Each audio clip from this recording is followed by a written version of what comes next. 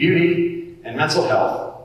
You may not be committed to a particular faith tradition or consider yourself religious, but I would presume that you're smart enough to know that what we believe about ourselves and the world we inhabit matters deeply. You may not be an artist, but I presume every one of us appreciates art on some level. You may not spend much time consciously thinking about beauty, but I would presume and hope you prefer what is beautiful to what is ugly. Faith, art, and beauty. I imagine it's at least possible, even if not likely, that someone is here completely indifferent to all three of these things. But either way, I still suspect fewer of you would be here if the flyer only said faith, art, and beauty. Mental health is, of course, quite different.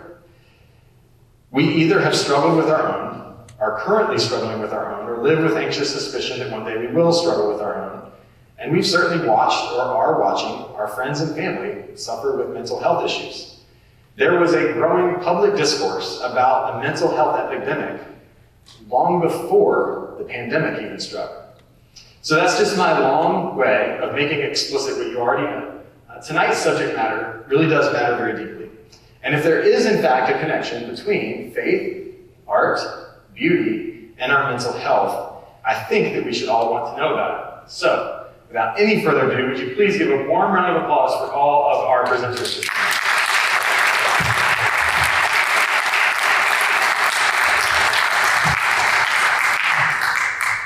All right, hey y'all, thanks for joining tonight. I'm really happy to be back here. I'm a little bit nervous though, because as Eric said, I've been at CNU once before, and it was on March the 12th, 2020. And so there was like a full room of people, and so this is where the pandemic began for me, so hopefully this will not set a new trend in any way. I also want to say, I'm so glad that my colleague Eberly is here, and we're really excited to be here with Dr. Hutchinson. Brewer and I work together at Duke in an initiative of Duke Divinity School called the Theology, Medicine, and Culture Initiative. So just a little plug, if any of you are interested in, or have vocations to healthcare, or interested in studying in the world of healthcare, and you are also interested in Christian theology, and you want to come to seminary to study theology and Bible and church history and do it in a community, come study with us. We left some flyers in the back about our programs, and we'd love to be in conversation with any of you. We have scholarships, we have a great community, we have a good football team, so there's all sorts of things that you can, we'd love for you to join us, and we're not that far away either. I'm really honored to be here tonight for this conversation on art, beauty, and mental health. Although I feel a little bit like an outsider, so I'm kind of a warm-up act for Dr. Eberly, Dr. Hutchinson, because they're both trained artists in various ways. And I'm not, I'm a psychiatrist, but if you told me 20 years ago that I'd be here on this panel, I would have said that you were probably mistaken. I grew up writing a little bit of poetry, not very good poetry, and appreciating it, and playing violin and singing, but all those things I enjoyed, but they were for me firmly in the extracurricular box or the hobby box. When I came to college, I went to a liberal arts school, and I managed, because of AP credits, to graduate from a liberal arts school without ever taking a class in literature or music or art, except for one required art history course. And that was because I thought what I was really there for was knowledge. And knowledge came through the sciences. And so and partly I grew up as a Christian, and that was kind of partly what I'd been fed, that knowledge comes through the sciences. And so I studied pre-med, I studied psychology, which in my school was very much taught as an empirical science. And that was what I kind of thought I was supposed to be doing. And then I went to medical school, and I studied anatomy and histology and evidence-based medicine and all these sciences. And then I went into the field of psychiatry. And you might think that psychiatrists of all doctors would be those who wouldn't just be looking at things from an empirical scientific perspective, would maybe have to attend to humans as full storied beings. But in my experience, psychiatry may or may not be that way. It's all too easy in the work that I do as a psychiatrist for people to come to me and with unwanted experience or behavior. You might say, I'm feeling sad, or I'm not motivated, or I'm struggling in school. And for me to say, okay, I'm going to call that a certain thing called a symptom or symptoms, and then to lump together a group of symptoms into a diagnosis called a mental disorder. And then, I brought our diagnostic guidebook, the DSM, which is a list of different disorders that some of you may have seen. You're welcome to study it afterward if you want to.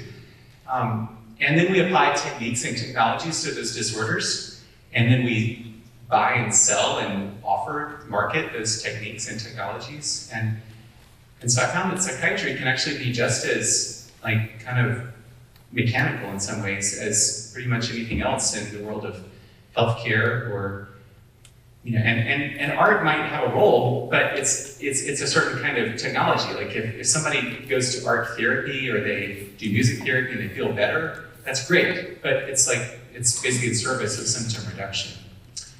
So I got through medical training still not having much of a space for art, or especially beauty. Like what is beauty?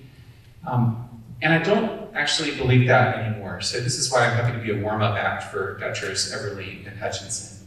There's a few reasons why that's the case. One reason is that I started working at the Durham VA Medical Center, where I still work as a psychiatrist, but I started there as a resident in psychiatry at Duke, right after the beginning of the war in Iraq and Afghanistan. And I started working in the emergency department and then the inpatient psychiatry unit. And a lot of veterans, at that point, some Iraq and Afghanistan vets, but often vets from Vietnam or even Korea, would come in and they would say things like, I'm not sleeping well, I'm having nightmares of things that I did or that I saw in war. I don't want to be around crowds, loud noises really bother me. And I would say, okay, I got a name for that. That's called post-traumatic stress disorder, because I knew how to recognize symptoms and how to diagnose these symptoms into a diagnosis. And I diagnosed a lot of veterans with PTSD, and I referred them for therapy, and I started medications.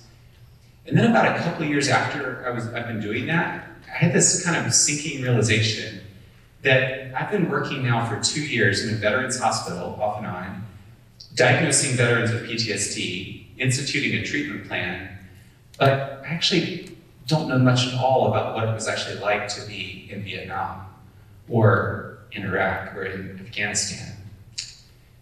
And I began to realize that I couldn't really take care of my patients unless I did some of the work that was required to know what it was like. So I didn't read scientific papers. I read novels. I read works that engaged literature.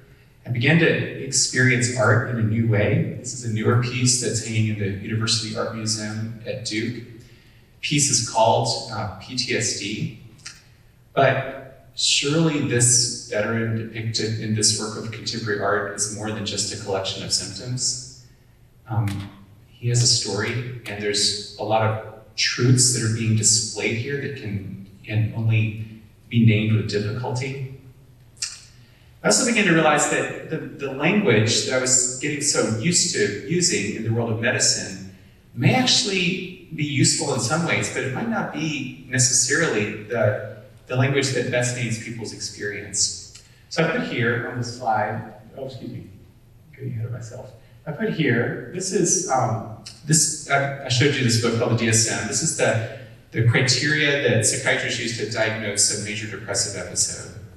And whenever we talk about mental health, I want to just acknowledge that mental health questions are not just somehow out there in other communities or somewhere out there at CNU, but they're right here in the room, that many of us in this room live with anxiety or depression or other kinds of mental health problems, and want to name that and acknowledge that. And if that's you, I'm really glad that you're here tonight. This is a way of naming experience. To be diagnosed with a major depressive episode, you have to have 5 or more symptoms, one of which is either persistent sadness or loss of interest in pleasurable activities. You can see here it's pretty kind of rote kinds of things. This is not meant to be poetic, it's meant to be descriptive.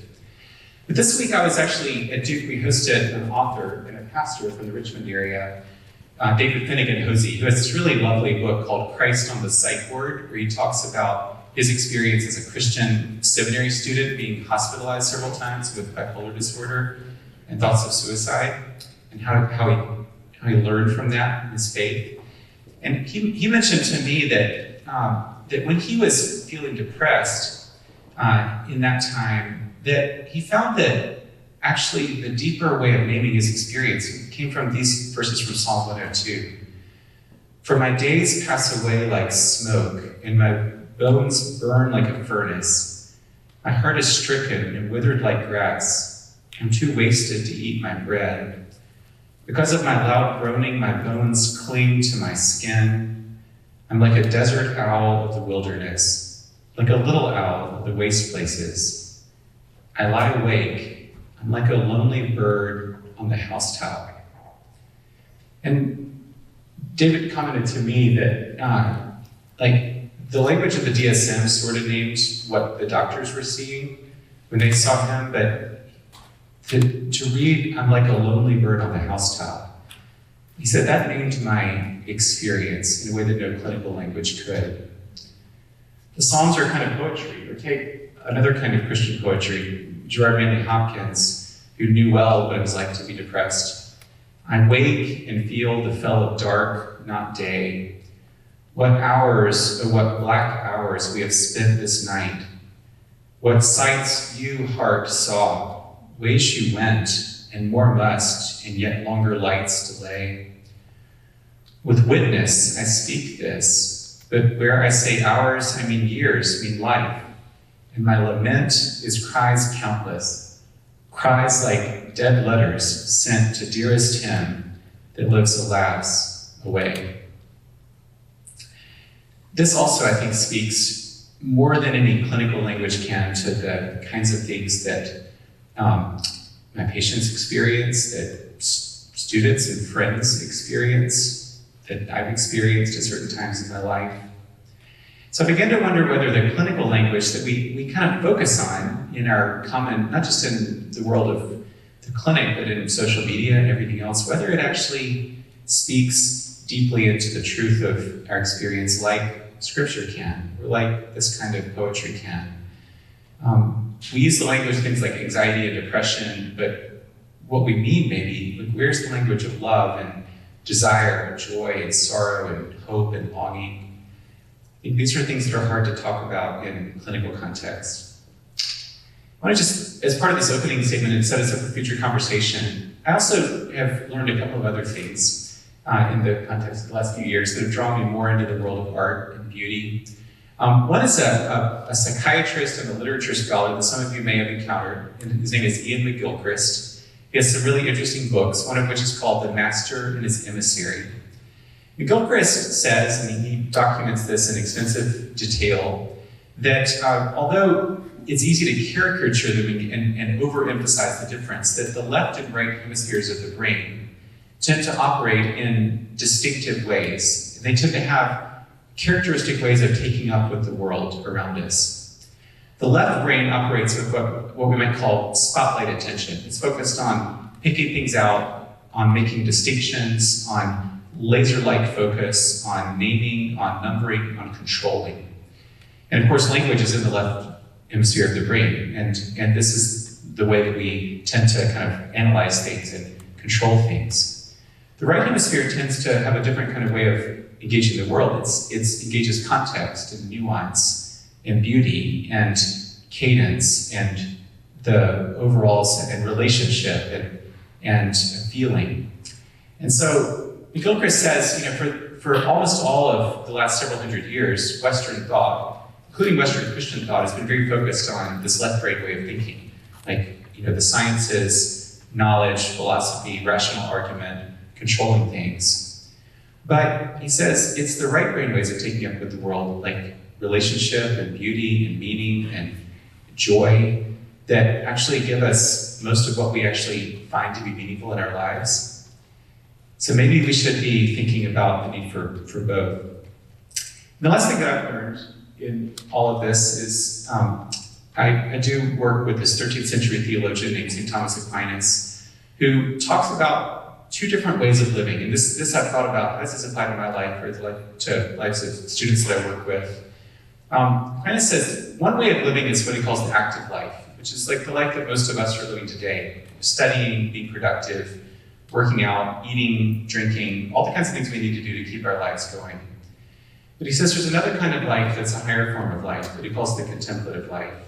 And this is opening ourselves up to something that's beyond us, that opens itself up in wonder and in amazement, and that it calls us beyond ourselves. It's to contemplate what's genuinely true, and what's genuinely good, and what's genuinely beautiful. It's to stop, to not be hurried and busy, but to stop and to be able to rest in what's good and what's true. And Aquinas said that's actually what the fullest kind of life is. And for Christians, of course, that goodness, that truth, that beauty that calls us on, we understand is pointing in some way to God. Well, I had the gift of walking around y'all's lovely campus, and maybe an hour before coming here, and got to get a cup of coffee from Einstein's, and there was a sign that said, "Life is beautiful." I thought there was nothing else to say. No, it's really a delight to be here. Thank you, Eric, and the Veritas Forum, and Dr. Kinghorn and Hutchinson for this conversation, and to you all for joining us.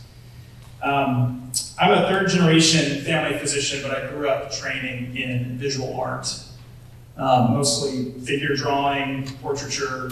And in med school, I sought media reflecting my experience in training, working directly on old X-ray view boxes, like this piece featuring reproductions of woodcut panels from Gustave Doré's illustrations of Dante's Divine Comedy. And then this piece, which I made in residency during COVID, trying to capture the experience of the profoundly isolated patients I was encountering in nursing homes when every day seemed backlit by the coronavirus. So I associated the work of art and the work of medicine long before choosing medicine as my vocation. Growing up, my dad, who's also a family doctor, would come home with the covers of JAMA, the Journal of the American Medical Association, lovingly torn out to give to me. JAMA was famous at the time for this iconic cover art. It was curated by the very gifted eye of Therese Southgate, who was herself an art historian and a physician. And she wrote that the work of medicine and the work of art share a fundamental connection because they are both, quote, acts of long and loving attention. So you can imagine my disappointment when in 2013, which is the year I started medical school, it's the year that burnout began to raise its head in a new way among the medical community. It's the year the majority of physicians would no longer recommend medicine as a career to their children. It's the same year Dr. Southgate died. That JAMA replaced their cover art with the soul-nourishing image of a table of contents. So readers were quite clear in early press releases. They wanted more efficient access to content. The artwork was getting in the way of the real work. So in some ways, I've been trying to bring the work of beauty back to the work of medicine ever since, and not through forcing artwork back onto the covers of medical journals. Rather, I'm utterly convinced that a deeper magic is at work when we talk about beauty in medicine. Beauty disrupts the control of our table of contents, and it beckons us to something more. As philosopher Elaine Scarry writes in her wonderful book on beauty and being just, quote, "When we come upon beautiful things, they act like small tears in the surface of the world that pull us through to some vaster space." So if you're pre-med and you're interested in medicine, or interested in medicine regardless, you might be familiar with this painting by Sir Luke Fields. It's arguably the most iconic portrayal of the physician's kind of steadfast attention to the suffering other than the patient. I saw this and was just enchanted by it as a medical student. But my experience actually in training was a bit more disenchanted. So I wondered, how would Fields portray a clinician in our time? So I imagined this. A pale figure in an empty space, bent over a computer and a clipboard, burnt out and depressed, far from the patient. But I also sensed that beauty still lingered in the background. So I used gold leaf to resist the lack of color and brute sterility, gilded windows connecting two souls across the dark frame between them. And indeed, the frames and windows we use matter. In 1984, the environmental psychologist Roger Woolrich reviewed the medical records of patients recovering from surgery at a suburban hospital in Pennsylvania. And their team found that patients who had a window to a view to a tree healed on average a day faster, with less need for pain medication, less post-surgical complications than patients who had only a view to a brick wall or had no window at all. That's bizarre, right? And it says a lot that when patients are alone or in recovery, they need more than the right meds. They may need something like beauty. So a lot of what I do as a family physician is care for folks with mental health needs. I'm often the first clinician a patient is sharing their anxieties or trauma with. And much of my time is spent in something like talk therapy, on-ramping patients to great counselors or to psychiatrists like Dr. Kinghorn when the occasion calls for it. I've encountered patients with abuse, depression, addiction, who have themselves encountered something beautiful that played a mysterious role in their healing, far more than all the medical doctors they'd seen prior. And I've experienced the same myself. I remember in particular when I was beginning my fourth year of medical school, I just returned from a year of study at Duke as a theology, medicine, and culture fellow with a renewed sense of purpose and joy. My wife and I had just welcomed our first son into the world. We have 3 boys. I was ready to engage medicine anew. And yet our firstborn brought difficulties I didn't anticipate. My grandfather died just before I was to graduate. He was the first physician in our family doc, just like myself and my dad. The church my wife and I had helped plant was imploding before our eyes. It was kind of like watching a divorce. I didn't match in the specialty I wanted to. So all these layers of identity and community and relationship kind of falling apart in some sense around me. I would leave my wife for weeks at a time to interview while she's alone with our newborn. So the days were long and difficult and dark and lonely. And I tell this story because my heart and my intellect were brimming full, right? Like I was just about to receive my MD. I had all this extra theological and philosophical training. I felt utterly equipped in some sense to have lots of pretty good things to say, to answer towards questions of suffering. But when it came to my own spirit and my own interior life, I did not want more arguments. I did not want more books or more right things to think. I just wanted something beautiful. So I would rise early in the morning, light a candle, and often sit before that candle or before an icon or a poem or a prayer and just sit before this beautiful thing. I was, in the words of Henry Nouwen, quote, too tired to read the gospel, too restless to have spiritual thoughts, too depressed to find words for God, or too exhausted to do anything. But I could still look at these images so intimately connected with the experience of love. And in some ways, I think this connection between art, beauty, and mental health comes down to love. I don't seek beauty because it is philosophically interesting or equips me with cute or clever things to say in an art museum or a Veritas forum. I hide beautiful things in my heart because I need reminding that my table of contents is incomplete and I cannot control my life as much as I think I might. That I'm known and loved as a child of God, and that my patients need to know that they are known and loved too. So I think talking about art and beauty is a delight. I love it. This is a gift. And at the same time, I'm just a family doctor. And what I see as a family doctor is an unprecedented season of despair and loneliness and sadness and malaise and worry.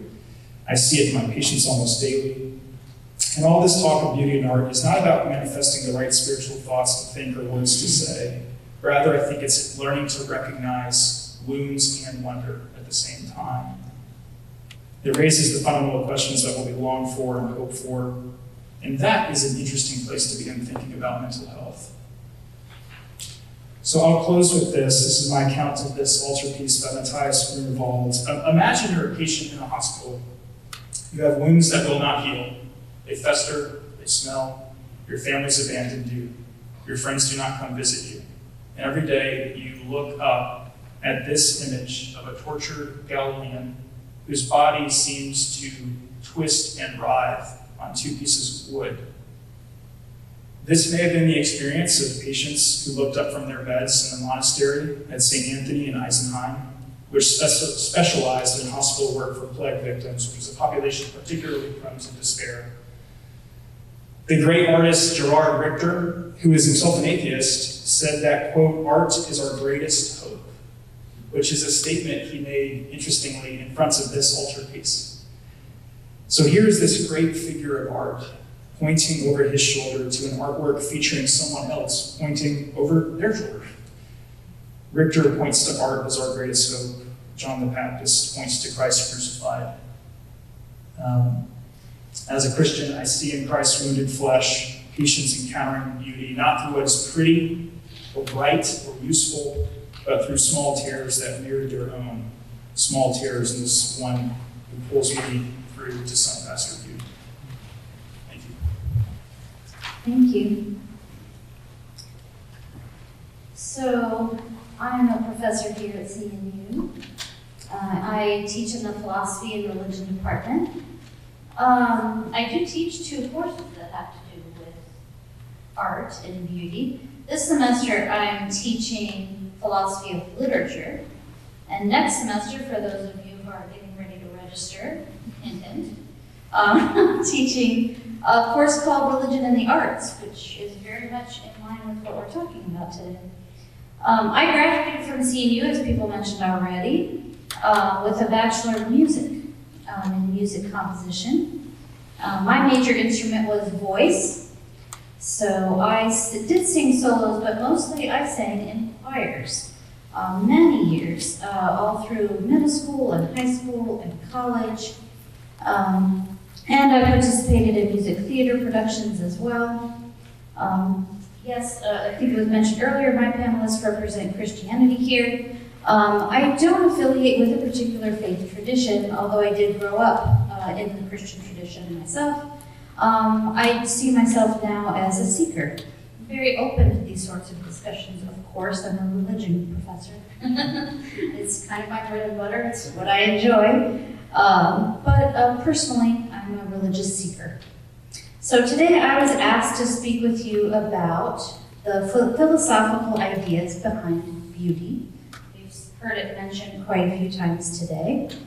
In philosophy, the field of aesthetics asks questions like, what is beauty?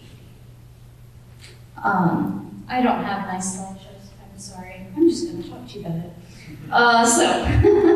So if art provides pleasure in our experiences of beauty, elegance, gracefulness, harmony, and proportions, sometimes we would say then that it has aesthetic value. And this has usually been accepted as kind of what we think about as beauty then. However,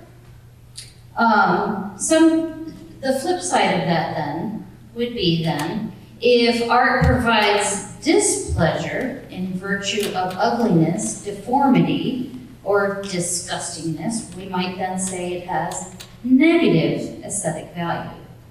I would question that though, because there's a lot of ugly religious art, or ugly art, or even ugly music that we still value. So there's traditional ideas of aesthetics that I think we could even make that part of our discussion if you like. So a traditional idea of aesthetics, or what is beautiful, or what is pleasurable, I think traditionally we can ask ourselves, what does that mean?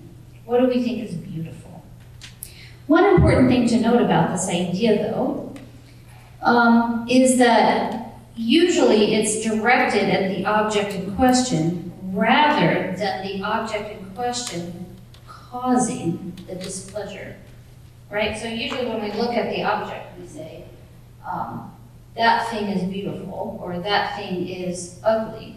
But we're not saying the art is causing me displeasure. My feeling then is about the art.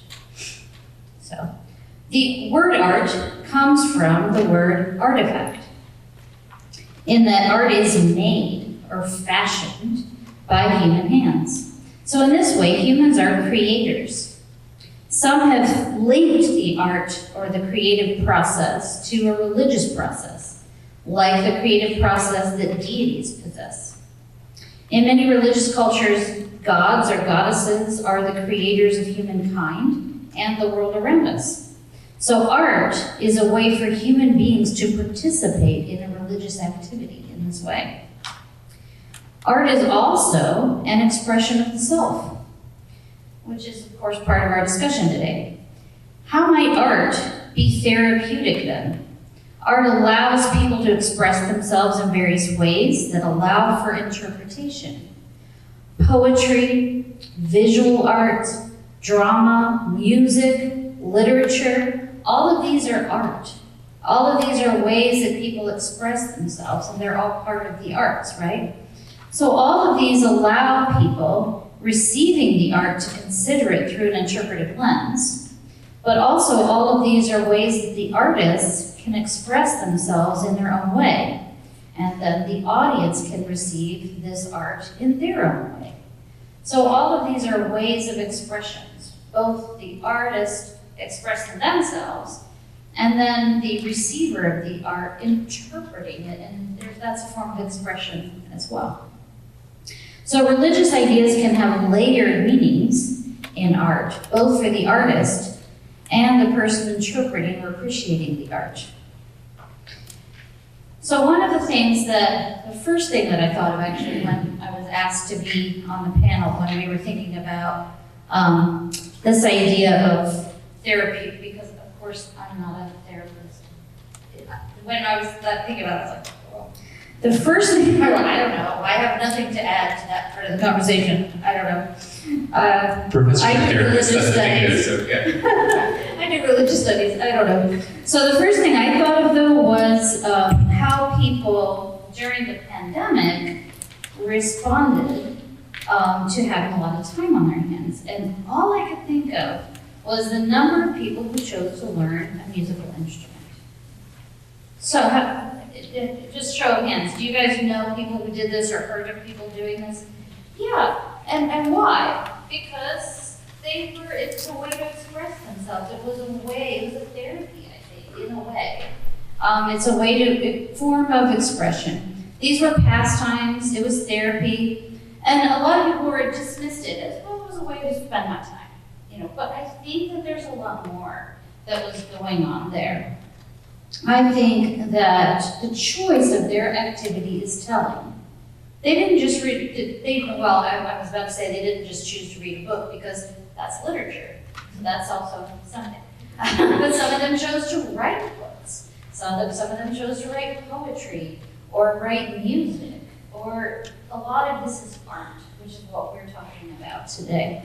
So that's really all I have to talk about on my time. A number of questions, and we've talked about a few of these ahead of time.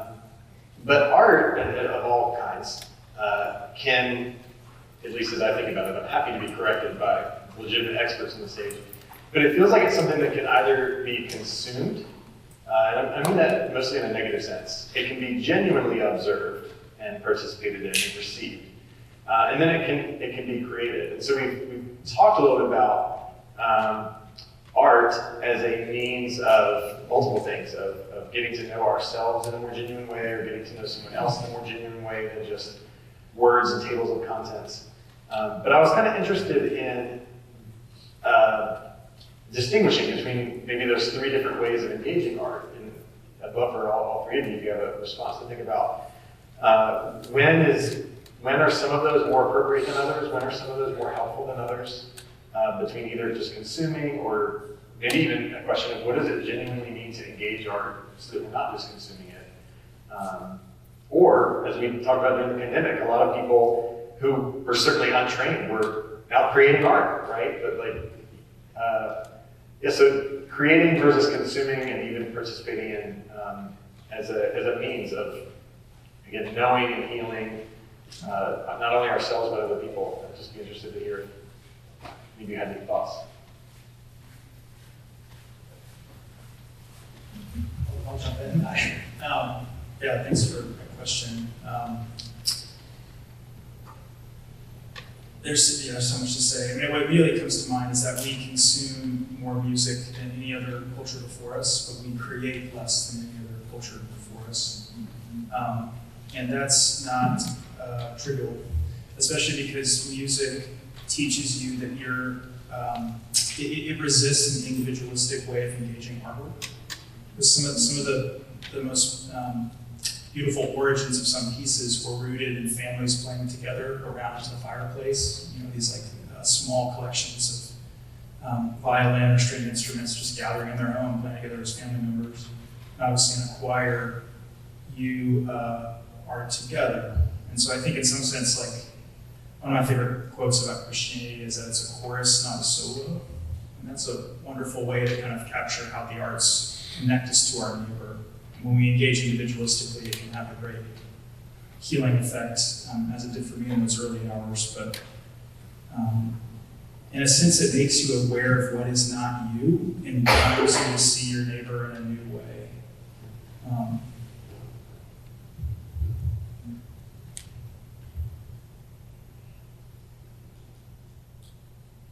I would just add that Christians, I think, affirm that the world around us is not just nature, but creation, and that God is a God who creates and who delights in God's creation. That's what the first and second chapters of Genesis instruct us for Christians. And not only that, but we are in some way invited to join in God's creative process. I think there's lots of ways that we can do that, but the arts are one way to do that, to participate in God's creative act and to, in some ways, delight as God does in the creation. And I think that there's so I think that language of joining in creation, joining in creativity, cuts against the idea of just art as for consumption, as like a consumer product that, of course, we are very familiar with in our world. But that's not really, we're not just called to be consumers. We're called to be creators or participators in this creative activity of God. Just a quick, what Warren said made me think of Lewis Hyde's The Gift, which is about the role of the artist in the modern world. It was one of David Foster Wallace's favorite books. He talks about how art properly consumed moves the consumer to then give something else. It's like consumption can be like a beautifully prepared meal, a well-made cocktail you consume, right? And that's not bad. I don't think you're being a consumer enjoying a beautifully prepared plate of food, but there's something about what it is that we,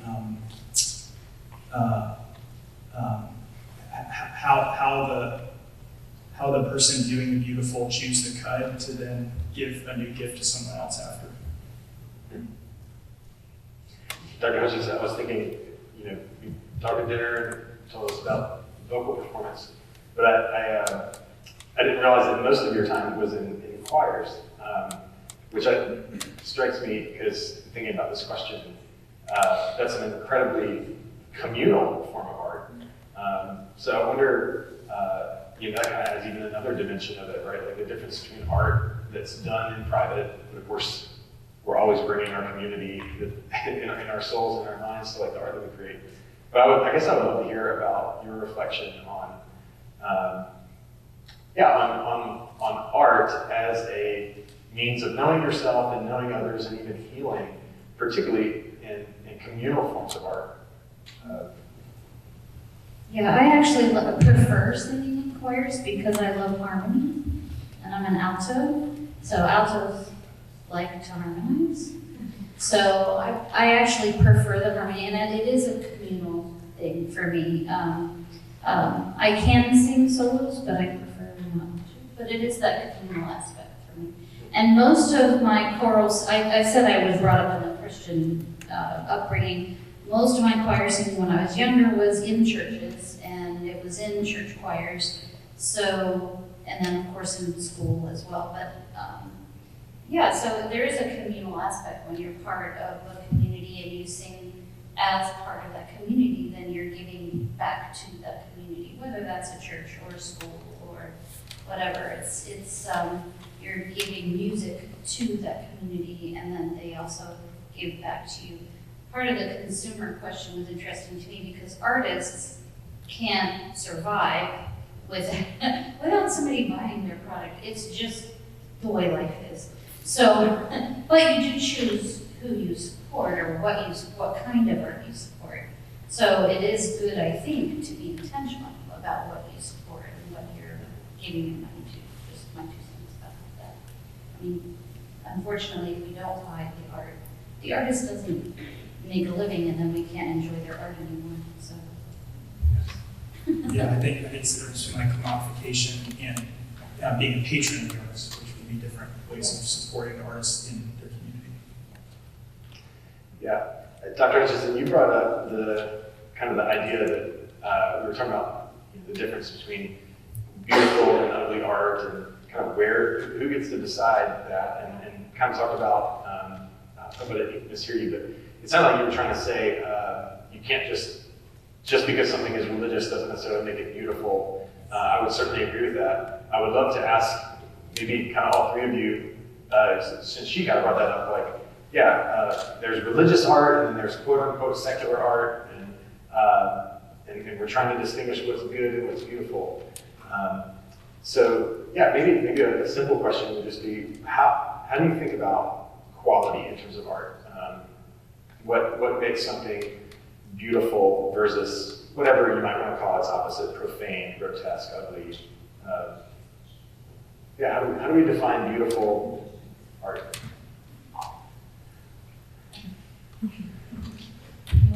Sure. We've already talked about this. It's really easy. No. Yes, so classical conceptions of the beautiful, proportional, harmonious, having a kind of internal integrity or brightness, claritas to them. So we tend to, see this room has an intense amount of symmetry and brightness to it. It's harmonious in some sense. The problem is, like, when you look at human faces, we don't want human faces who are perfectly symmetric. We actually find them odd. In a sense, as human creatures, we seem to be hardwired for variation. And so I think a proper account of the beautiful has to make sense of the language of dissonance. I love how the theologian, Greek Orthodox theologian, Eberly, he says, how do you make sense of the strange beauty of a storm-racked forest, right? Or a gray rain passing over a frozen landscape. These are not bright, clear places that you'd be predisposed in an evolutionary sense just to want to be a part of. Likewise, the jazz tradition makes so much of dissonance as actually contributing to the beauty itself. And the last thing I'll offer is, within the Christian tradition, Christ's resurrected body has wounds. It is not, there's deep mysteries in there about what it means for a kind of form of dissonance to linger in this thing that is capital B, beautiful.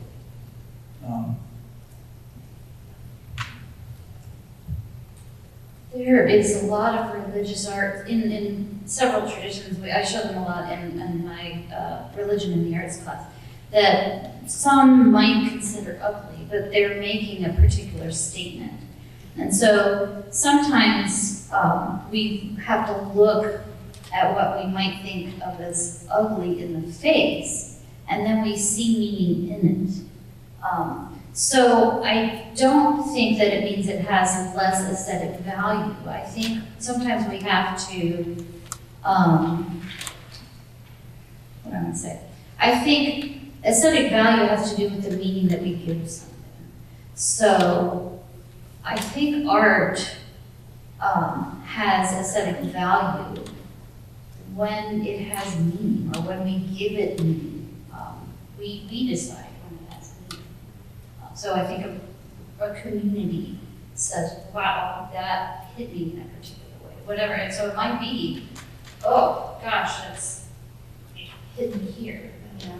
And then it made you look at it. It made you look at it and think and say, oh wow, I see now what that means. And then you felt something, and then you deeply realized what it meant after you gave it a second look, after it kind of punched you in the gut. You know? So I think art doesn't have to be beautiful to have that deep meaning. I don't know if that makes sense, but yeah. And I think that art, the thing that we talked about earlier was when I was learning to write music, I had a composition teacher who loved dissonance. I mean, loved it. And told me that what I was writing, which was harmonious, was bad. He rewrote all of my music so that it had dissonance in it. And I could not stand it. I needed to resolve all of the dissonances. So I would take the dissonances and I'd go, and here's the resolution. And then he would go, no, that's just bad. So we just fundamentally disagreed on what was beautiful, basically. And I didn't do well in schools. It's fun to be on this panel and not to be an artist. I'm like just a doctor. I'm not an expert in beauty, but so it's kind of nice. But I would say the things that move me the most in my patients' lives and in my students' lives is not those that are like presenting this image of perfection, because if they are, like, it's not real, it's not true. And I feel that in my life too. But it's those who have really significant wounds, and in those wounds and in living on in those wounds and finding healing from those wounds are finding life and moving on and living on and finding joy in the midst of that. So for me, beauty, and I think the kind of art, whether it's music or movies or visual art that I'm drawn to, is not the kind that displays just perfection, or perfect symmetry, but the kind that actually shows what it means to find life in a world of wounds. And I mean, I think this Eisenhower altarpiece is still above us. I think to the extent that this is it's a beautiful piece, it's not that wounds themselves are beautiful. Like what's happening to this man on the cross up here is really horrible. It's torture. But as a Christian, I see this as a kind of sign of beauty because I know the rest of the story. It's that there's kind of resurrection and a way in which the death and decay and wounds that are depicted here are not the last word. And that's, I think, what allows me to see this as kind of embracing of beauty, even in its ugliness. When I was just driving through Virginia, Tidewater, Virginia today to get here from North Carolina, and passing these cotton fields that were just lovely. To me, they were just lovely. I was like, this is beautiful. But then I thought, if I were a multi-generational Black Virginian, I'm not sure I'd see those cotton fields as beautiful, because cotton has a lot of pain associated with it in the history of the South. And so what's beautiful about this place, it's not like just that the fields are perfect and white and fluffy, but that there's like real life and real history here, and people living their lives and finding ways of finding these places of hope and joy even in the midst of the pain and the suffering. And that for me is what most moves me. So I'll take a moment to remind everyone that you can submit a question on the Slido app, where there's a QR code in your on the thing that you were handed as you walked in. In a couple of minutes, we'll take either a couple of questions from there, or we have some members with some mics who can take some live questions. But before we go there, I want to ask one more question. Unapologetically, it'll be directed more to you gentlemen in the medical field. It seems that you made the case pretty strongly, it seems to be pretty clear, that we shouldn't treat patients kind of the way John Latreat's now the cover of their journal. So my question is, if the data is so convincing that we need a more full-ordered way to treat people and their various illnesses, be they physical or mental, why are we still stuck in the way that we are with our American medical system? Like what is hindering kind of the rest of us from catching on to, because it sounds like what you guys talked about earlier, just like, oh, well, we should just need about 10 minutes or, to get everybody else on board with these unavoidable facts that people look at trees and they heal faster. And yet I think we all know what's going to happen the next time we call the doctor. Help us understand, not just from a factual standpoint, like why that's a hard ship to turn around, but maybe what your hope would be for some of that to change in the right direction.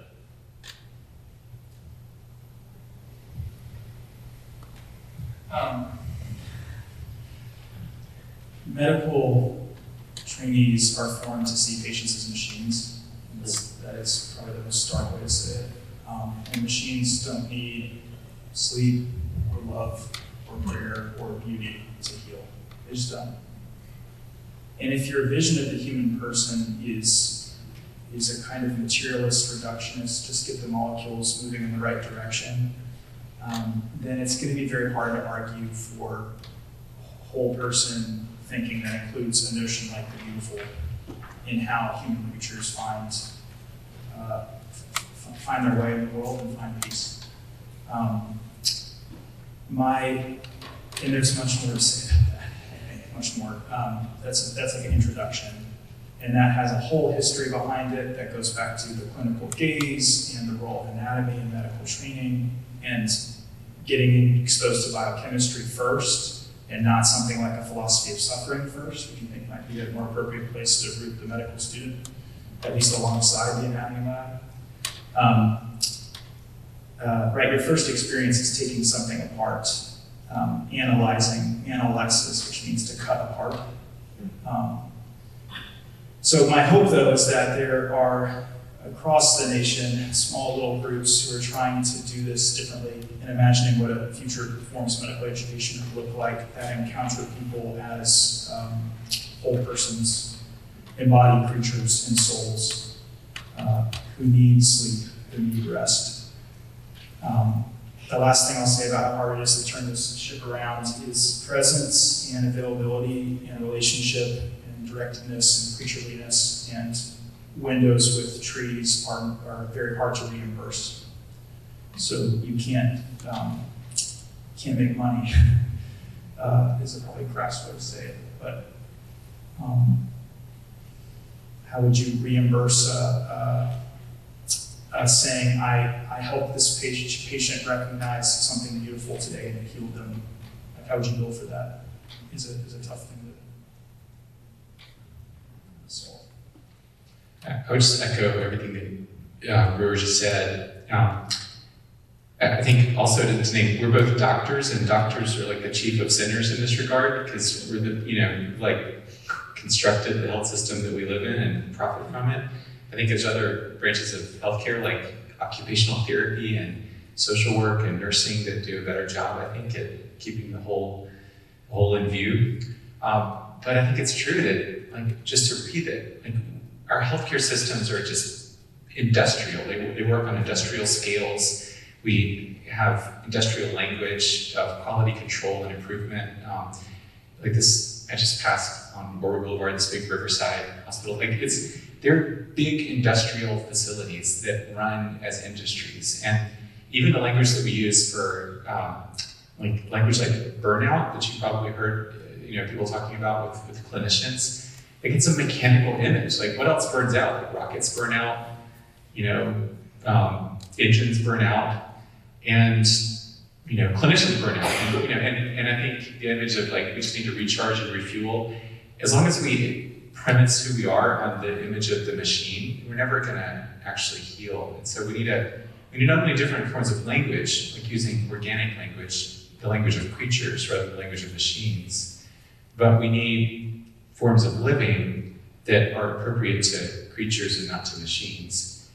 I don't think we're going to fundamentally change the hospital as an institution. I mean, it just kind of is what it is for now, at least. But we can find ways to live together outside of the hospital, including in the world of healthcare, to show a better way. And I think for Christians, that has to start with the church. And maybe at CNU, it has to start with the way that like student organizations live together. So it's really important, I think. There are a handful of questions that have come in, so I'll turn to some of those now. One question that came in that I think is worth asking all of you to share your thoughts on. I'll kind of add to it, certain things are relatively simple and anybody can do them. Taking a pill is generally one of those kinds of things. Art is something that, at least at some level, seems to require some skill. So the question, is there beauty in art made by following instructions, i.e. like paint by number? Or is there value in making art despite having a lack of skill or even a beautiful end result? Good question.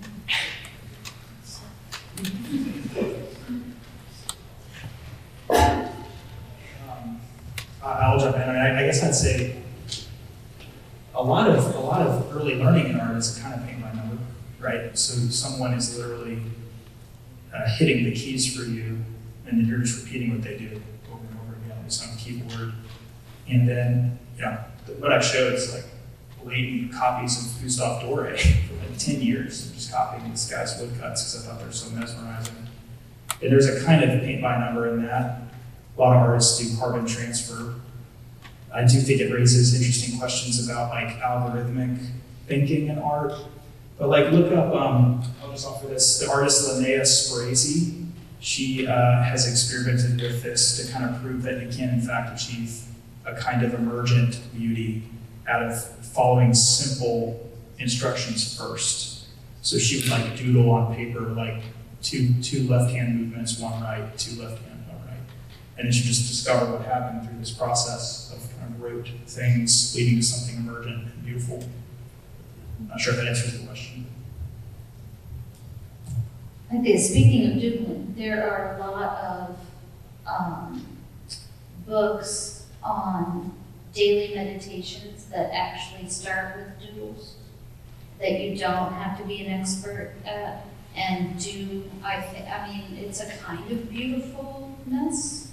It's personal. You don't have to share it with anyone, but it allows your brain to kind of do a different kind of thinking if you're not normally a drawer. If you're not a person that draws, but it's a kind of doodling that allows, and sometimes some of them, it depends on what it is that you find, but some of them will give you instructions. So it'll say start with this shape and then kind of let your mind wander and go with this. So it'll give you some instructions, but I think they're very useful, and it also allows your brain to kind of do its own creative thing. So it gives you a start with art and allows you to create something beautiful even if you don't have any training.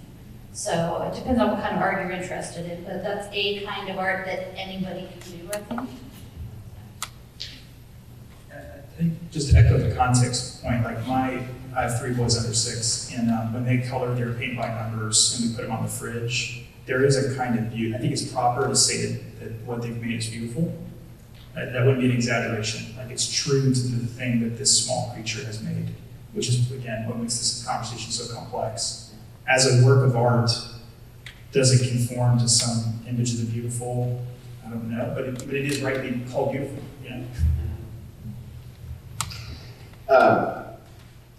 I'd love to hear from any of you that would want to respond. Why do you think that as humans we are often moved more by art that reflects brokenness?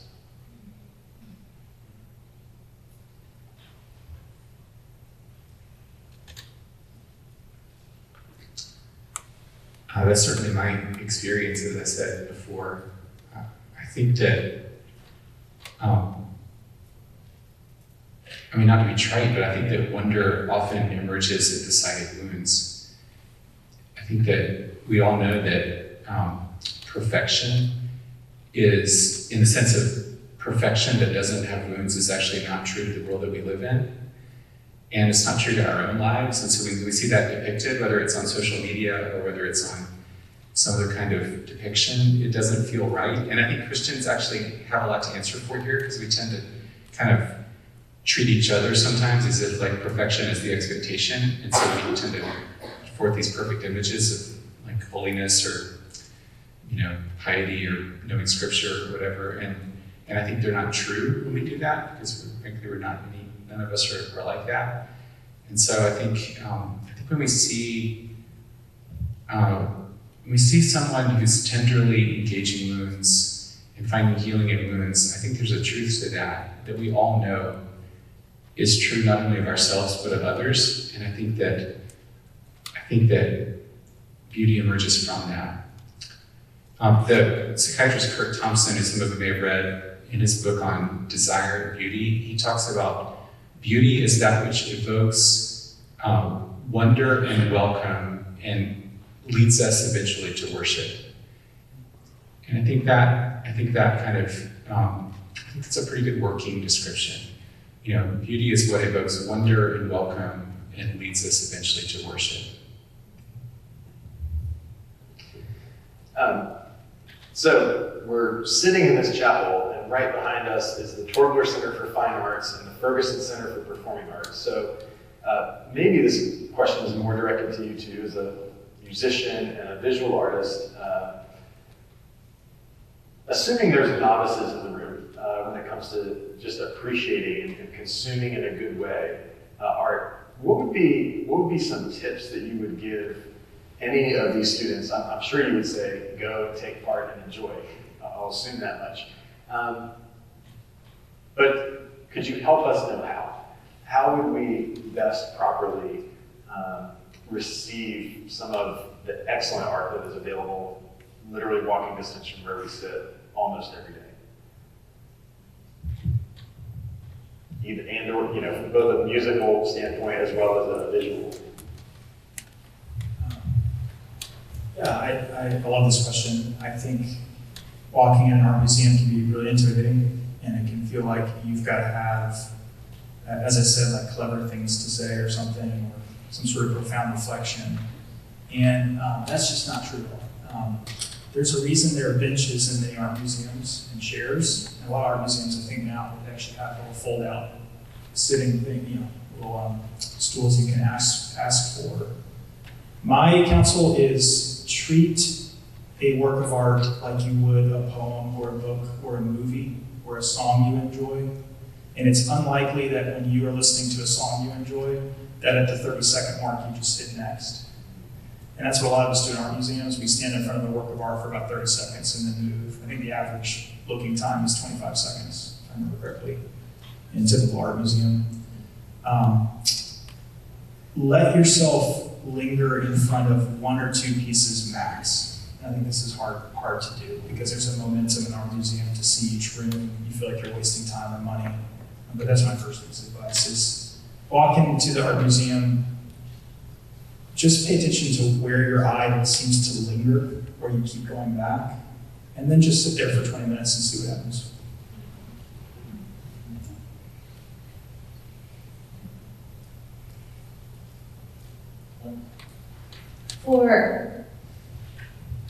I'll come back to music, but with the theater performances, particularly here, they almost always will offer, before the performance, there is usually at least one they'll have an introductory explanation. They have one of the professors come in and give you a little explanation about what you're about to see. I recommend finding out when those are for each performance. It's about a half an hour before the performance starts. It is worth it because especially if you don't know anything about that performance and you kind of wonder what the story's about or what you should be looking for, the professor, and usually they get professors from different departments. So the different performances will be interdisciplinary. So it's kind of interesting. You'll get a little blurb about what that professor thinks you could be looking for, and little hints, and then you know what to look for. So that's kind of interesting. So as far as music goes, I kind of think the same sort of thing. I listen to music differently than other people, so that's a little harder for me to tell somebody who doesn't listen to music. But I think the same sort of thing, kind of allow yourself, because I know it's easy to tune out, so you can't listen intensely to every single music piece, but allow yourself to get lost in at least one of them. You know, instead of tuning them all out. But if you hear yourself, you allow yourself to just get lost in at least one of the musical pieces. As someone who has always struggled with my attention span, I was just very encouraged by both of your responses. That was very helpful. And in one sense surprising, but then in one sense not, because it challenges the consumer tendency in all of us, right? Either the desire to try to consume the whole thing, and then really not really consuming any of it if you're right. You're talking about seeing some well is better than seeing all of it just a tiny bit. So I'm at least thankful for those responses because that was helpful for me.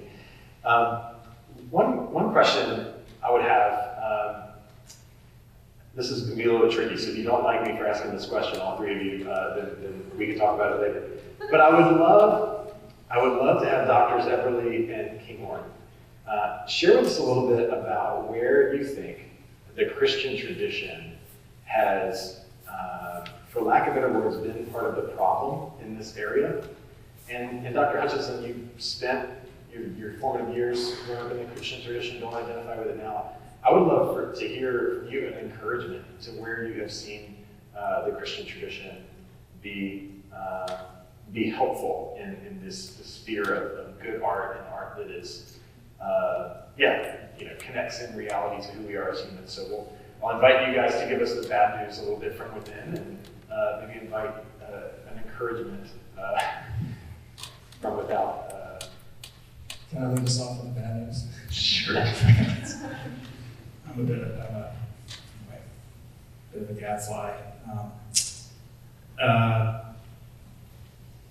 So there's a wonderful article by a Southern writer, John Jeremiah Sullivan, called Upon This Rock, which I recommend. It's both hilarious, but I think very true, where he says a lot of Christian art has what he says, a parasitic relationship with secular art.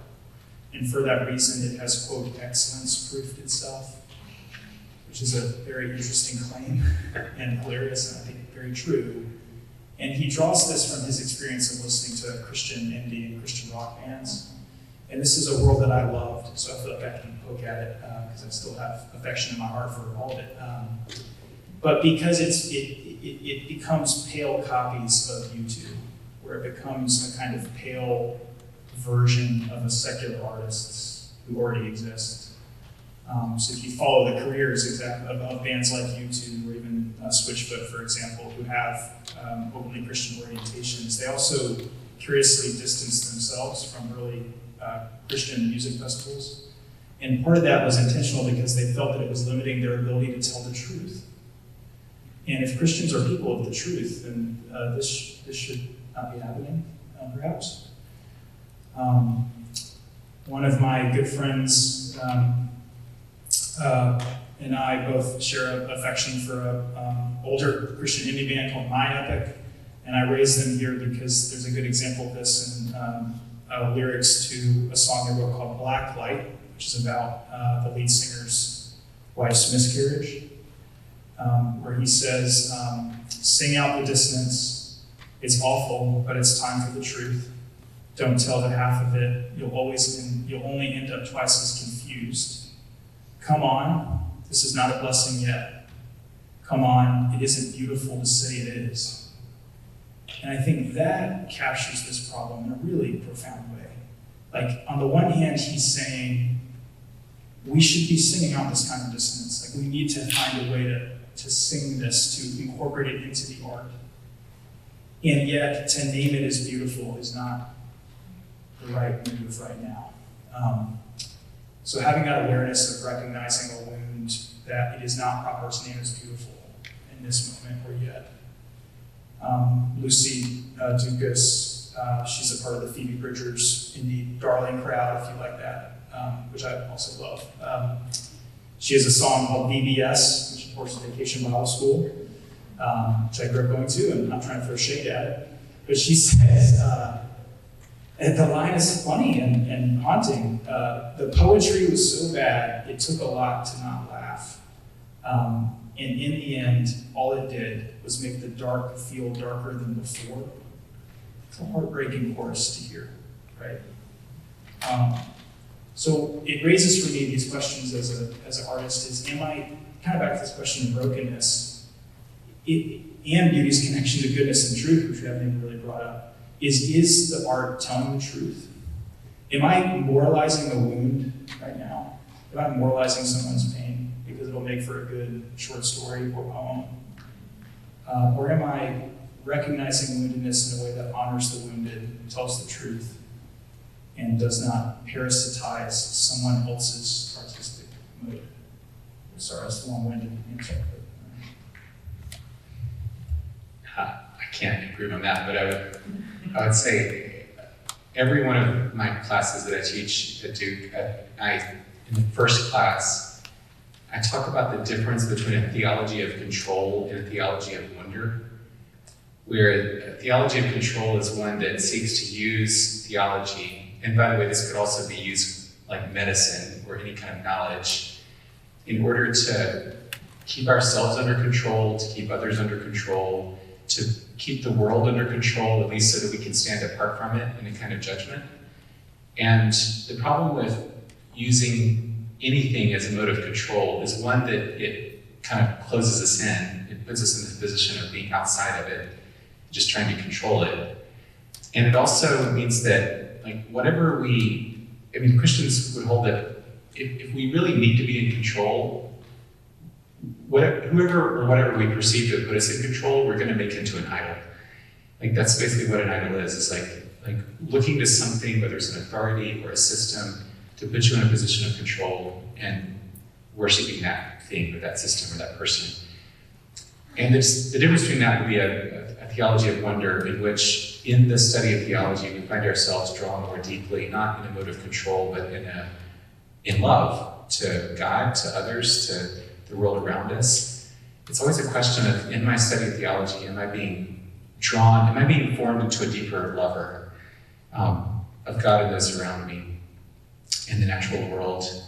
And so I'd say, to your question, like, at our worst, I'm a Protestant Presbyterian Christian.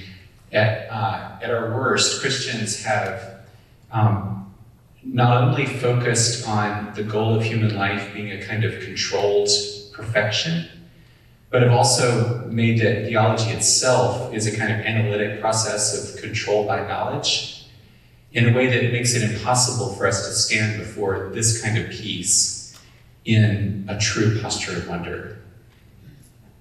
And I think we give up what's most important about our faith when we do that.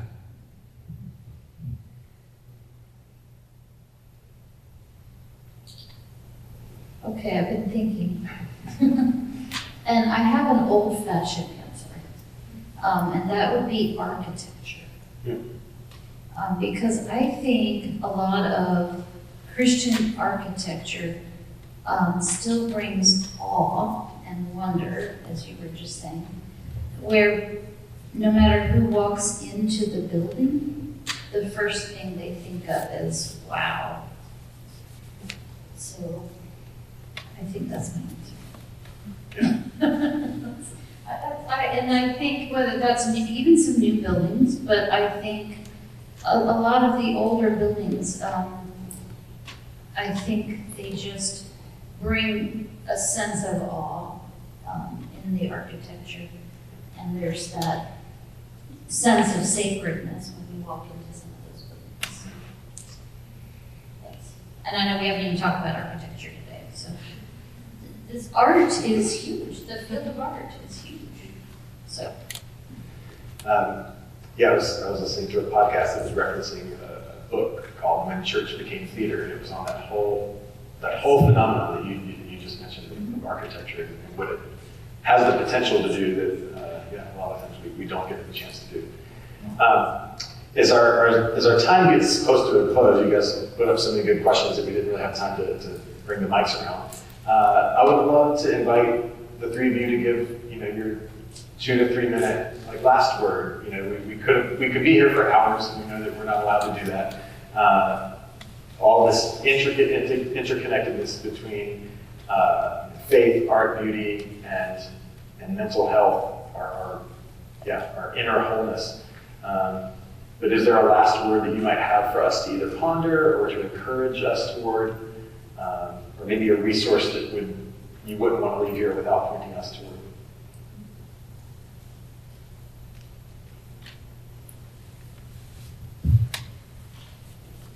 Okay. Yeah, maybe. Okay. I guess since I just mentioned architecture, I think we have been focused on visual art, but there are a lot of arts that we didn't talk a lot about. So we have literature, music, theater, poetry, which I guess gets put in with literature. But there's so many of the arts. I think participating in them, whether that is that you become the poet or the musician, or whether that is learning to be an interpreter or an appreciator of the art, I think any of that can be therapeutic. That's not my area, but I have found that myself. So I think that I think art can be very helpful to anybody. I don't think you have to be a professional. That's my 2 cents. I think in terms of mental health and from the perspective of psychiatry, to get back to one thing that I said at the beginning, is that I had this sense that art and music was good for mental health because it was just good for symptom reduction. It was the kind of thing you could do to feel better. And that is a way to understand it. But as a Christian, I've come to see that true beauty, the kind of beauty that opens us and calls us into wonder, even and especially when it's at the sight of ruins, is not just something that we do to make us feel better, but it's to actually stand in some ways in the presence of God. There's a fullness to it and a truth to it that has value in its own right. And that it's the ground of Sabbath, it's the ground of play, it's the ground of celebration, of festivity, and it's something we can really claim that can't ever be reduced to a kind of technology. I wanted to risk closing with a poem that I wrote, which is always a scary thing to do. And this piece, which is ex voto by Yes Klein, who actually invented that pigment of blue. And where I'm going with this is my sense being, I was trying to think back of what it was like to be an undergrad student interested in art and thinking about medicine, and my sense that there was a kind of loneliness in maybe seeing sad things that others don't, or lingering in sad places in a way that folks would say, why are you dwelling on all this sad stuff? And I guess what I would want to offer to the room is that can be a great gift. And I think it marks artists and healers often, not always, but often in really powerful ways. And so if you find yourself looking at things through a field of blue, that might be a gift. And so this poem is about my son. This was given as a gift to a monastery, but this poem is about my son who likes to take a blue translucent clipboard and hold it up to his nose, look around on Sunday mornings at church. Sometimes on Sundays, my son will grab the big blue clipboard, one of the ones they give the little ones to color and crossword. My son takes his seat, presses his tiny fingers to the clipboard clip, letting the thin crosswords and coloring pages fall to the floor, and bringing the translucent blue board to his face, like a child against the glass on a cold morning, presses his nose against it, staring up at the world through a window of blue. I understand this, looking at the world through a thin film of sadness, bruised and cool. Blue is the color God apparently prefers as his background. Blue is the base, the first foundation, the watercolorists use to stain their paper. Blue is the color of what has no color, the water and the tear and the air. Even the contemplatives called the mind a blue sapphire. And the astronomers say that the stars turn red when they move away from us, but when they're coming close, they shift into blue. Apparently the hottest stars are blue. And they all seem blue to me, cold fire in the dark, ultramarine, the color of the bruise on my left shin, the color of the bruise my mind left over. Blue is the color of blood, returning to the heart for oxygen, filling it, in fact, waiting for another deep breath. And so my son's breath fogs the window of his blue clipboard on Sundays, staring at the shepherd in the blue stained glass, staring at another son, man of sorrows, blue and lowly. I appreciate you directing my attention to him. The blue stars are coming closer now, their gold crackling at the seams, their red itching for a word or two.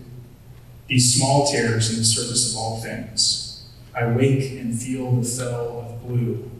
I'm holding a blue clipboard to my nose too.